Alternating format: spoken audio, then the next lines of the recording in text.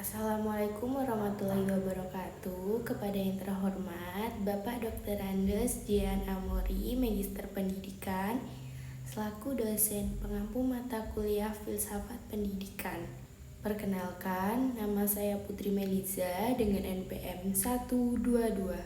Kali ini saya akan menjelaskan tentang filsafat pendidikan dan pendidikan moral, upaya menanamkan nilai-nilai etis di kelas. Latar belakang. Filsafat adalah ilmu yang mempelajari tentang hakikat dan pendidikan. Filsafat juga dipandang sebagai persoalan kritis yang harus dibenahi dari awal hingga akhir.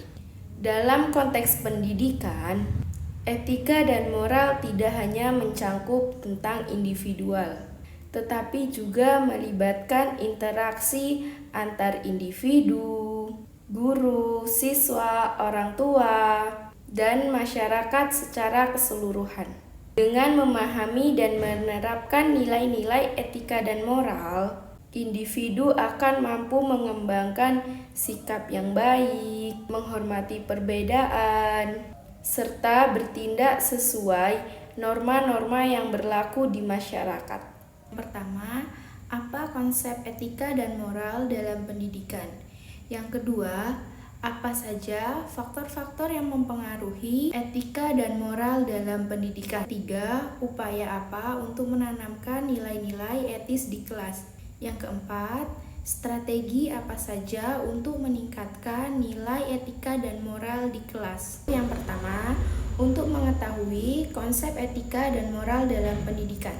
Yang kedua, untuk mempelajari faktor-faktor yang mempengaruhi etika dan moral dalam pendidikan. Yang ketiga, untuk mengetahui upaya menanamkan nilai-nilai etis di kelas. Yang keempat, dapat memahami strategi apa saja yang digunakan untuk menanamkan nilai-nilai etika dan moral.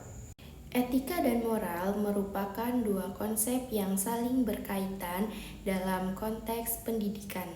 Dalam pendidikan, etika berfokus pada perilaku yang diharapkan dari pendidik, tenaga kependidikan, dan peserta didik. Faktor-faktor yang mempengaruhi etika dan moral dalam pendidikan. Faktor internal, kurangnya pemikiran masa depan. Siswa tidak memiliki pemikiran akan masa depannya. Faktor eksternal, kurangnya interaksi antara orang tua dan anak. Kurangnya sosialisasi antara anak dan orang tua adalah gadget, sehingga anak tidak memiliki interaksi sosialisasi yang baik. Faktor lingkungan. Faktor lingkungan juga mendukung dalam pendidikan moral dan etika yang baik. Faktor pendidikan. Kurangnya pendidikan yang berkarakter. Pendidikan karakter yang kurang mempengaruhi siswa, sehingga mereka tidak memiliki karakter yang sesuai dengan nilai-nilai moral. Strategi meningkatkan nilai-nilai etika dan moral. Yang pertama, model etika dan moral oleh guru. Guru harus menjadi contoh teladan dalam perilaku etika dan moral. Mereka harus menunjukkan integritas, empati, dan nilai-nilai moral yang baik dalam sehari-hari. Pembelajaran berbasis kasus.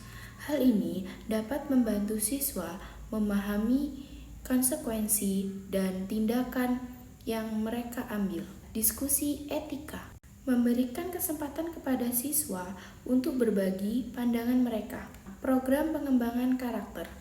Pengembangan ini membantu siswa memahami nilai-nilai moral dan etika yang baik.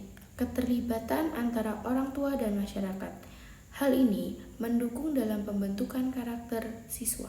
Penguatan empati dan kepedulian, mendorong mereka peduli terhadap kesejahteraan orang lain. Penghargaan atas perilaku etis. Hal ini dapat menjadi dorongan positif bagi siswa. Menanamkan nilai-nilai etis di kelas. Religius, jujur, toleransi, disiplin, kerja keras, kreatif, mandiri, demokratis, rasa ingin tahu, semangat kebangsaan, cinta tanah air, menghargai prestasi, bersahabat atau komunikatif, cinta damai, gemar membaca, peduli lingkungan, peduli sosial.